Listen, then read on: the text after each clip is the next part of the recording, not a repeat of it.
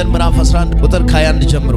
ጴጥሮስም ዝም በሉ መምህር ሆይ እነሆ የረገምሃት በለስ ደርቃለች አለው። ኢየሱስም መልሶ እንዲህ አላቸው፣ በእግዚአብሔር እመኑ። እውነት እላችኋለሁ ማንም ያለው ነገር እንዲደረግለት ቢያምን በልቡ ምን ሳይሆን ይህን ምን ተነቅለ ወደ ባህር ተወርወር ቢል ይሆንለታል። እስቲ አሜን በሏ። ስለዚህ እላችኋለሁ የጸለያችሁትን የለመናችሁትን ሁሉ እንዳገኛችሁት እመኑ ይሆንላችሁማል። ለጸሎትም በቆማችሁ ጊዜ በሰማያት ያለው አባታችሁ ደግሞ ኃጢአታችሁን ይቅር እንዲላችሁ በማንም ላይ አንዳች ቢኖርባችሁ ይቅር በሉት። እጃችሁን ከፍ አድርጉ እንጸልይ። ጌታ ሆይ ቃል በስልጣን ይሰበክ። የቃልን መገለጥ አብራልን። ልጅን ኢየሱስን አክብር። መርገም ሁሉ ይሰበር። ዛሬ ማለዳ የአንድ ሰው ታሪክ ይቀየር። ተሸክመው ያመጡትን እዚሁ ቤት አራግፈው ይውጡ። የከበደባቸው ሸክም ሁሉ ይቅለልላቸው። የጨለማ የአጋንንት ኃይል በኢየሱስ ስም ይመታ። ሰይጣን ይህን ቃል ላይቋቋም ባለበት ይታሰር። እግዚአብሔር ሥጋና ደም ጸጥ ይበል። ቃል ብቻ በመንፈስ ቅዱስ ክብር ይሰበክ። እግዚአብሔር ሆይ በቃል ስልጣን የታመሙ ይፈወሱ። በቃል ስልጣን የተጨነቁ ይጽናኑ። በቃል ስልጣን ከዶክተር አቅም በላይ የሆነ በሽታ ፈውስን ያገኝ። ስለምታደርግ ተባረክ። በጌታ በኢየሱስ ስም አሜን። ሻላቫራ ዲጋባ ያዲያ።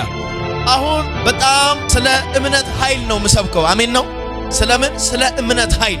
አንድ አማኝ ሰው ከህይወቱ መራቅ የሌለበት 3 ነገሮች አሉ። አንደኛ የጸሎት ህይወት፣ ሁለተኛ የንስሐ ህይወት፣ ሶስተኛ ከእግዚአብሔር ቃል ጋር ጊዜ ማሳለፍ። የሚገርማችሁ አንድ መንደር ከደቀ መዛሙርቶች ጋር ኢየሱስ ሄዶ ሲመለስ አንድ በጣም ዛፏ የሚያምር በጣም የለመለመች በለስ ዛፏን ኢየሱስ አየና እቺ ዛፍ ውስጥ በእርግጠኝነት ፍሬ አይጠፋም አለ። ጠጋ ብሎ ኢየሱስ ዛፏ ስር በለስ ዛፏ ስር ሲያይ ምንም ፍሬ የለባትም። በጣም የሚገርማችሁ ነገር በጣም ከላይ በኩል አምሮባታል። በጣም ውብ ናት፣ ለምለም ናት። ቅጠሏ አልደረቀም፣ አልተራገፈም። ከላይ በጣም ስላማረች ኢየሱስ ውስጧ ላይ ፍሬ አይጠፋም ብሎ ነው የተጠጋት። ወደ እሷ ሲጠጋ ዛፏ ግን ውስጧ ላይ አንድ እንኳን ፍሬ የለም፣ አንድ የበለስ ፍሬ የለም። ኢየሱስ አየና እንዲህ ከላይ ውበና ውስጧ ላይ ፍሬ ለምን ጠፋ? ረገማት ይላል። ሄደን እስከምንመለስ ደርቀሽ ጠብቂ ያለ። የሚገርማችሁ ነገር እችን ኢየሱስ ሲናገር ዛፏ እንደነበረች ናት። ሄዶ አገልግሎታቸውን አገልግሎ ሲመለሱ በዛችው መንደር ነው የሚመለሱት። የሚገርማችሁ ነገር ዛፏ ጋር ሲደርሱ ኢየሱስ ዞር ብሎም አልተመለከተም። ቅድም ረገማት ትቷት ሄደ። ሲመለስ ግን ኢየሱስ ሲያልፍ ደቀ መዛሙርቶች መካከል ጴጥሮስ ትዝ አለው። ቅድም እኮ ጌታችን የረገማት ዛፍ በአንድ ቀን ውስጥ ይኸው ደርቃ እንጨት ብቻ ቀርታለች አለ። አንዴ ቀኛችሁን ከፍ አድርጉ እስቲ። በጌታ በኢየሱስ ስም ፍሬ አልባ የሆነ ህይወት ከኛ ላይ የተወገደ ይሆን። ፍሬ አልባ የሆነ ትዳር የተወገደ ይሆን። ፍሬ የሌለ ንግድ የተወገደ ይሆን። ፍሬ የሌለ አገልግሎት የተወገደ ይሆን። እግዚአብሔር በዚህ ዓመት በቀሪ ዘመናችሁ ፍሬያማ ያርጋችሁ። አይታችኋል። ቅድም ለምለም ነበረች። ኢየሱስ ሲረግም ለኛ ምንም አልመሰለችም። ነገር ግን ኢየሱስ ከረገመ በኋላ ዛፏ ደርቃ ጠበቀች። ምን አይነት ኃያል አምላክ ነው! ኢየሱስ ዞር አለና በዚህ ለምን ትገረማላችሁ አለ። በእግዚአብሔር እመኑ። እምነት ካላችሁ ይህን ተራራ ተነቅለ ወደ ባህር ውረድ ብትሉ ይሆንላችሁማል። የጸለያችሁትን ሁሉ እንደተቀበላችሁ አድርጋችሁ እመን። አሁን ምን ማለት ነው? እንደዛ አይነት ተራራ ላይ እምነት ቼክ አይደረግም። አሁኑ ተራራ ሰው ውስጥ የተቀመጠ በሽታ ተራራ ነው። ኢኮኖሚ ደጅ ላይ የቆመ ተራራ ነው። መከራ ተራራ ነው። ሃሌሉያ! እግዚአብሔር እንዳይከብርበት የሚያደርግ ነገር ሁሉ ተራራ ነው። እሱን በእምነት ከህይወት ላይ ዛሬ ታወልቋል። እግዚአብሔር ሰውን የሚፈውሰው የሚባርከው በቀኑ። እስቲ በቀኑ ነው በሉ። መጽሐፍ እንዲህ ይላል፣ ከ12 ዓመት ጀምሮ ደም ይፈሳት የነበረች ሴትዋ ገንዘቧን በባለ መድኃኒቶች ሁሉ ጨርሳ ባሰባት እንጂ ተፈወሰች አይልም። ገንዘቧን በባለ መድኃኒቶቹ ጋር እየሄደች እየታከመች ጨረሰች። ጉልበቷን ጨረሰች፣ አቅሟን ጨረሰች፣ ብሯን ጨረሰች። የሚገርማችሁ 12 ዓመት ሙሉ ሲፈስ የነበረው ደሟ ገንዘቧን ጨርሳ አልቆመም። ቀኗ ሲደርስ ግን ጨርቁን ነክታ ነው የዳነችው። አሜን በሉ እስቲ። ዛሬ ለአንዳንዶች ይሄ ቀን ደርሶላችኋል። አንተ የበሽታ ፈውስ ነው አይደል የምትጠብቀው? እግዚአብሔር ኢኮኖሚም ጭምር ይፈውሳል። ለምንድነው በደም አሜን ማትሉ? ባካች ጩና እስቲ ለሰው የማይቻል በሉ፣ ለእግዚአብሔር ይቻላል። ታምናላችሁ? ለማን የማይቻል? ለሰው የማይቻል፣ ለአዋቂዎች የማይቻል፣ ለገንዘብ የማይቻል። ዛሬ እዚህ ጉባኤ ውስጥ በምን አይነት ሁኔታ ውስጥ ሆናችሁ ለሰው ሳትናገሩ እንደመጣችሁ አላውቅም። እኔ ግን እንደ እግዚአብሔር አገልጋይ እንደ አማኝ ሰው ለሆነ ሰው ጸልያለሁ። የተኛውንም ተራራ በጌታ በኢየሱስ ስም ዛሬ እንጸልያለን፣ ይወገዳል። የበሽታ ተራራ ይወገዳል። የማጣት ተራራ ይወገዳል። ጎን ላይ ያለውን ሰውን ያዙትና የቤትህን ተራራ ያስወግዳል በሉት። ካንተ የሚጠበቀው ማመን ብቻ ነው። ካመንሽ በሉታ ዛሬ እዚህ ቤት ቀዳሚ ታምራት የሚሆነው ላንቺ ነው በሏት፣ ላንተ ነው በሉት። ሲበደም አሜን በሏ። ኢየሱስ ክርስቶስ ጌታ ነው። በጣም የሚደንቀኝ ነገር ኢየሱስ እንደዚህ አለ፣ ሳትጠራጠሩ ይህን ተራራ ተነቅለ ወደ ባህር ውረድ ብትሉ ይሆንላችኋል። የምትጸልዩትን ጸሎት እንደተቀበላችሁ አድርጋችሁ እመኑ። ኢየሱስ ጌታ ነው። እነ ጴጥሮስ ተገረሙ። ምክንያቱም አጋንንት ሲያወጣ ነው ኢየሱስን ያየሁት። ነፋሳትን፣ እንጨት አያወራም እኮ አይሰማም። እንጨትን ግን አዞ ሲያደርቅ በዓይናቸው አይተዋል። ይህ እምነት ይባላል። በነገራችን ላይ መንፈሳዊ ሕይወት ላይ ቤተ ክርስቲያን ውስጥ እያላችሁ የእግዚአብሔርን ቃል እያነበባችሁ እየጸለያችሁ እየዘመራችሁ እምነት ከሌለባችሁ ከዚችም እዚችም አትንቀሳቀሱ። መንፈሳዊ ደግሞ ሕይወት ምን ይፈልጋል ካላችሁ እምነት ይፈልጋል። በእምነት ያለ ነጋዴ አይከስርም። በነገራችን ላይ አማኝ ነጋዴ አይከስርም። በዚህ ትንሽ ቢከስር በዚህ ጋር ብዙ ያገኛል። አማኝ ነጋዴ እምነት በጣም ወሳኝ ነው። ክብር ለእግዚአብሔር ይሁን። በጣም የሚገርማችሁ ነገር በመጽሐፍ ቅዱሳችን ውስጥ አብርሃምም አመነ ጽድቅ ሆኖ ምን ሆነ? ምን ማለት መሰላችሁ? የአባቱን ሀብት፣ የአባቱን ዕውቀት፣ የአባቱን ውርስ፣ የአባቱን ያ ሁሉ የተሟላውን ሀብት ትቶ ወደ ምድረ በዳ የማይታይ አምላክ የተናገረውን ድምፅ አምኖ ለመውጣት እምነት ያስፈልጋል። መንፈሳዊ አቅም ያስፈልጋል። አስባችሁታል? ከጎተራ የፈለጋችሁትን ወስዳችሁ በዚህ ዘመን ከአካውንት ማለት ነው ከሞላው አካውንት መዛችሁ የለመዳችሁበትን ህይወት ከቤታችሁ ተርፎ ሌላ ሰውን ከማብላት ህይወት የተራበ ሰው በበራፋችሁ ማለፍ እስከማይችል ማንንም ገብተህ ብላ ከምትሉበት ቤት ውስጥ ወደ ምድረ በዳ ውጣ የሚል ድምፅ ሰምቶ አምኖ ለመውጣት መንፈሳዊ የእምነት አቅም ያስፈልጋል። በነገራችን ላይ እግዚአብሔር የእምነት ሰው ያርገን። አሜናትን እምነት ሰው ያርገን። እግዚአብሔር ከእምነት ጋር ይሰራል። እስቲ አሜን በሏ። እስቲ እጃችሁን ከፍ አድርጉና ዛሬ በሉ እስቲ ጌታ ሆይ ፍቃድ ሆኗልና እዚህ ቤት የማይገባኝ ተሸክመ የምኖረው በሽታ እርግማንን አራግፌ እወጣለሁ። ጌታ ሆይ ላመነ ሰው ይሄ ቃል ይሁንለት። ጎናችሁ ላይ ያለውን ያዙትና እመን። እምነት ነው የሚሰራው እዚህ ቤት በሉት። ካመንክ በሉት እግዚአብሔር በእምነት ይሰራል፣ ታምራትን ያደርጋል። የሚገርማችሁ ነገር ቁጥር 26 ላይ እናንተ ግን ይቅር ባትሉ በሰማይ ያለው አባታችሁ ኃጢአታችሁን ይቅር አይላችሁም ይላል። የቅድም ተራራ የማንቀሳቀስ አቅምን የምታገኙት ከይቅርታ በኋላ ነው። ሰው ይቅር ካላለ ምን ይላል? በምድር ላይ እናንተ ይቅር ካላችሁ የሰማይ አባታችሁ ይቅር ይላችኋል። እናንተ ይቅር ባላችሁት ቁጥር ሁሉ ወደ ቤታችሁ ፈውስ ይገባል። ተራራ ለማንቀሳቀስ የተኛውም ከባድ ነገር ለማንቀሳቀስ መጀመሪያ ቂም፣ እርሾ መታጠብ አለበት ከሰው ውስጥ ላይ። ይህ መንፈሳዊ ሕይወትን የሚያደክም ማለት ነው። ኢየሱስ ጌታ ነው። እስቲ አሜን በሏ። ቀኛችሁን አንዴ ከፍ አድርጉና ጌታ ሆይ በሉት። አንተን የማምንበት እምነት ስጠኝ በሉት። ሰው ካላመነ እግዚአብሔር በሰው ሕይወት ላይ አይሰራም። የሚገርማችሁ የሚባል ሰው በ14 ዓመቱ በሰውነቱ ላይ ደም ካንሰር አለበት። በ14 ዓመቱ ደም ካንሰር አለበት። ቀጥሎ ዶክተሮች ያደም ካንሰር ከመረመሩ በኋላ እንደዚህ ያሉት በ16 ዓመት ላይ ትሞታለህ አሉት። በስንት ዓመት ላይ? በ16 ዓመት ላይ ትሞታለህ፣ መኖር አትችልም። ያንተ እጣ እዚች ጋር ነው። ምክንያቱም ደም ሙሉ በካንሰር ተሰራጭቷል እና ከዛ የተነሳ ሽባ ሆኖ አልጋ ላይ ነው የሚኖረው። በደንብ ስሙ፣ አልጋ ላይ ነው ሽባ ሆኖ የሚኖረው። ዶክተሮች አከሙ፣ ዕውቀታቸው ሁሉ ሞከሩ፣ ብዙ ቦታ ሄዶ ታከመ እና እንደዚህ አሉት፣ አንተ 2 ዓመት ነው ከዚህ በኋላ ብትኖር የምትኖረው እና አትኖርም አሉት። ከዛ ተጨነቀ፣ ግራ ገባ። እስቲ ያንን ጥቁር መጽሐፍ ቅዱስ ስጡኝ አለ። መሞት አይቀርም አይደል? ስጡ አለና መጽሐፍ ቅዱሱን ወሰደና ገለጥ ማድረግ ጀመረ። የሚገርማችሁ ነገር ገለጥ አድርጎ መጽሐፍ ቅዱስን ይሄ ማርቆስ ወንጌል ምዕራፍ 11 ቁጥር 23 እና ያለችዋን በታምኑ በእግዚአብሔር እመኑ ሳትጠራጠሩ ይህን ተራራ ተነቅለ ወደ ባህር ውረድ ብትሉ ይሆንላችኋል የሚለውን ቃል አነበበና ይሄ መጽሐፍ ቅዱስ እውነተኛ የሚሰራ ከሆነ ለምን በእምነት ዶክተሮች ከ2 ዓመት በኋላ ትሞታለህ በዚህ ምድር ላይ አትኖርም ካሉ ደም ካንሰር ሰውነቴ ላይ ከተሰራጨ ሽባውኛ እዚህ አልጋ ላይ ከተኛው ለምን ይህን መጽሐፍ ቅዱስ ኢየሱስ ያለውን ቃል አምኜ ከሆነልኝ ለምን ለሌላ ሰው እምነት ስብከት አልሰብክም አለ። ሰው አመነ። ያችን ቃል ካነበበ በኋላ እዛው አልጋ ላይ በተኛበት ቦታ ላይ አንድ ጸሎት ጀመረ። ምን አይነት ጸሎት ካላችሁ ከኢየሱስ ደም ካንሰር በኔ ውስጥ አትበልጥም መሆንም አትችልም።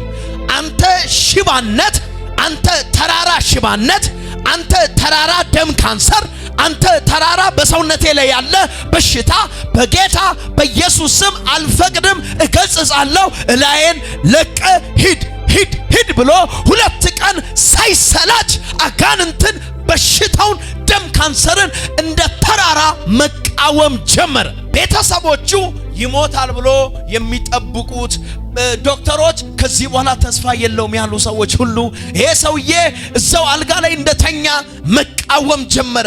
ከላይ ላይ ሽባነት ሂድ፣ ደም ካንሰር ሂድ፣ በጌታ በኢየሱስ ስም አትችለኝም እያለ መገሰጽ ጀመረ። በሁለተኛው ቀን ላይ እግሩ ልክ ይሄ እንጨት እንደሚጮህ ሽባነቱ መተርተር ጀመረ። እዛው በተኛበት አልጋ ላይ እጆቹ መልቀቅ ጀመሩ። እስቲ አሜን በሏ። የሚገርማችሁ አባቱና ቤተሰቦቹ ይሄን ጸሎት እሱ ሲጸልይ ምን ሆኖ ነው ዛሬ የሚጮኸው? እንዲህ የሚጸልያል እንዴ? ትሞታለህ የተባለ ደም ካንሰር አለበት የተባለ ሰው እንዴት ይሄን ጸሎት ይጸልያል? ተስፋ አይቆርጥም እንዴ ብሎ ያላግጡ ነበረ፣ ያወሩም ያጉረመርሙም ነበረ።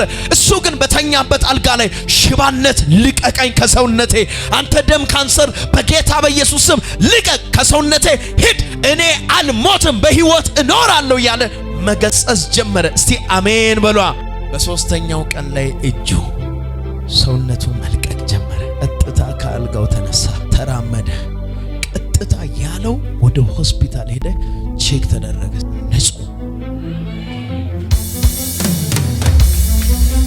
በዓለም ደረጃ የመጀመሪያ ምን ሴሚናሪ የሚባል ባይብል ኮሌጅ የከፈተ ሰው እሱ ነው። የመጀመሪያ የእምነት ሰባኪ የሚባል አሜሪካ ውስጥ የተነሳ ከባድ ሰባኪ እሱ ነው። የሚገርማችሁ እምነት በጣም ሰውየው ላይ ከመኖሩ የተነሳ እንኳን ዊልቸር ላይ ተቀምጦ ስለ እግዚአብሔር ብሎ የሚለምኑ ሰዎችን ሁሉ አንዴ በጥፊ እግራቸውን ሲመታ ሰው ተነስቶ ይሮጣል።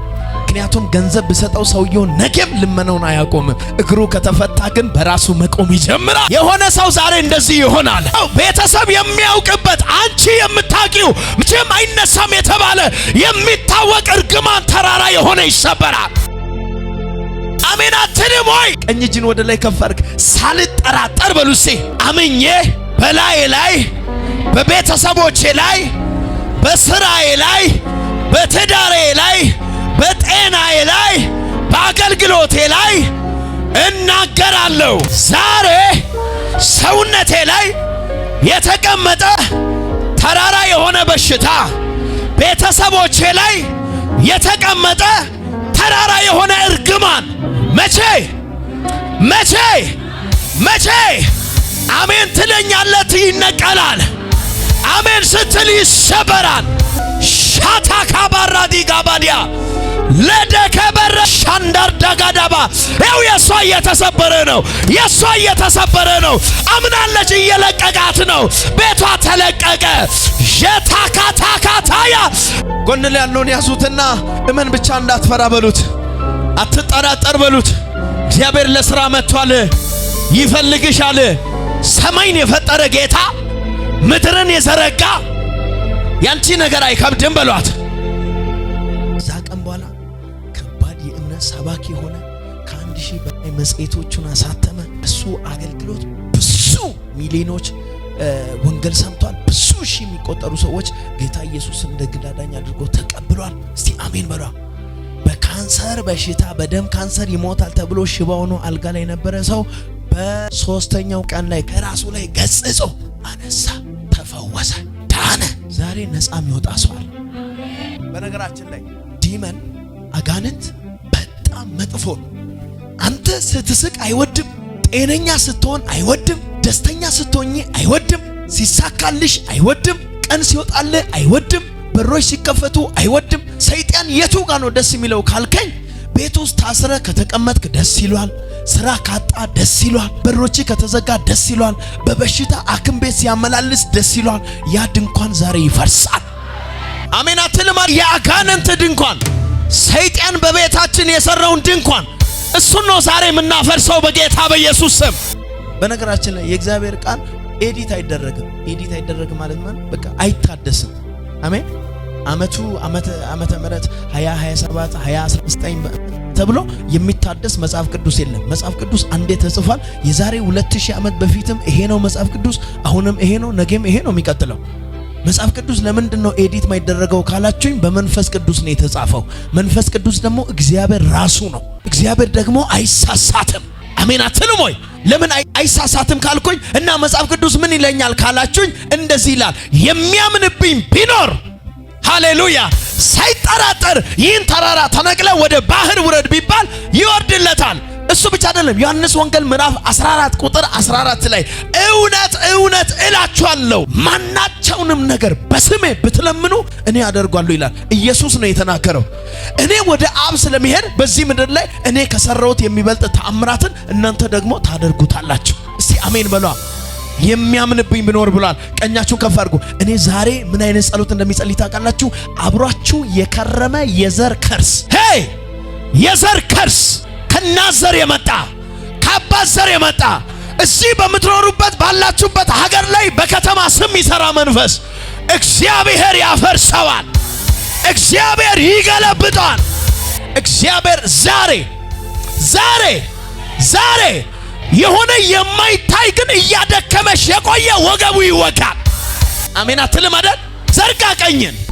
እየለፋ እየደከምክ ከእጅ ብር እየበላ ነው፣ ዛሬ ይመታል እያልኩ ነው። ለዘመናት እየተዋጋ አለቅ ብሏል፣ ዛሬ ይመታል እያልኩ ነው። ጌታ ሆይ መቼ ነው ለዚህ ቀን የምታመጣው? መቼ ነው እንደ ሰው የሚፈውሰኝ ትያለሽ ወይ? እግዚአብሔር ከስጋሽ ከደምሽ ከአጥንቶችሽ ላይ የተኛውም ስም ያለ ስም የሌለ በሽታን ይነቅላል። ለዘር ማንዘሩ ፈውስ ይዞ የሚሄድ አንድ ሰው አለ እዚህ ቤት።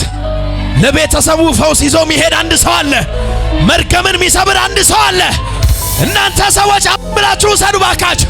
ነፃ የሚወጣ ሰው አለ። ዘር ላይ ተቀምጦ የሚሰራ መንፈስ ተወጋ።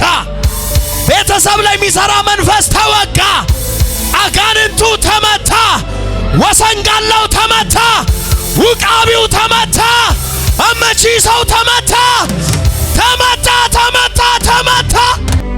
ራሻታ ካዲያና ሞራዲያ ቀንሽ ነው በሏት። ሊቀልልሽ ነው በሏት። ሊሰበር ነው በሏት። አትልም ወይ? ራካቴ ያዳዳዳዳ ቦሳ ኢሮዲ ቫላ ካደበስ ታካባያዲያ የ20 ዓመት የ10 ዓመት ቀንበር ተሰበረው። ቤቷ ሲባረካየው፣ የተያዘባ ሲለቀቃየው፣ ጠላት ያለው አይሆንም ሸይ አስለቀሳት አይችላትም አለኝ። በረከቷን በልቶ አይችልም አለኝ። ያዟት ሄራ ካዳቬራ ዳባያዲያ እሳት ወደቀ ላይዋ ላይ እሳት ወደቀ። ሃሌሉያ እሳት ወደቀ።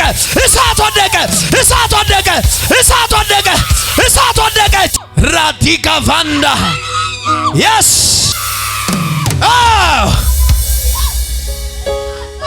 ምርኳ እኮ እየተመለሰ ነው። የብዙ ዓመት ምርኳ የተበላባት ጠላት አይሆንም ያለው ምርኳ ስኬቷን እግዚአብሔር እየመለሰ ነው። ሳቱ ያንተ ነው በሉት። እግዚአብሔር እንዲህ አለኝ፣ ከዚህ በኋላ በዘር በኩል ሆኖ ሲዋጋሽ የነበረው ተሰበረ አለኝ ጌታ። አይችልሽም አለኝ እግዚአብሔር። ቤትሽ ነፃ ወጥቷል አለኝ። ይችን ጸሎት ያዢ፣ ለምስክርነት ትመጫለሽ። ታምራት ሆነ። አጨብጭቡ።